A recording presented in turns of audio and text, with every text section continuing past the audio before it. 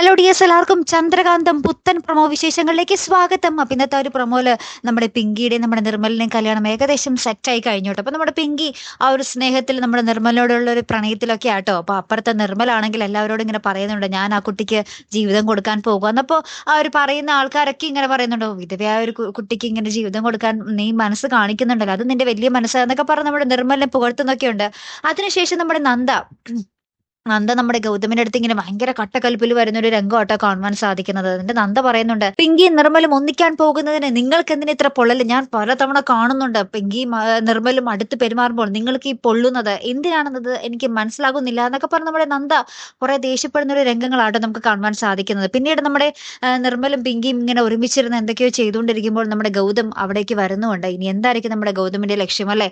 നന്ദയുടെ ചോദ്യം ശരിയായ ഒരു ചോദ്യം തന്നെയാണ്. ഗൗതം എന്തിന് അസ്വസ്ഥനാകണം ഇവർ തമ്മിൽ പ്രണയിക്കുന്നതിനും കല്യാണം കഴിക്കുന്നതിനും ഒക്കെ, അല്ലെ? അപ്പൊ അതിന് പിന്നിൽ എന്താണ് നമ്മുടെ ഗൗതമിന്റെ ആ ഒരു ലക്ഷ്യം എന്താണെന്നും മനസ്സിലാവുന്നില്ല കേട്ടോ.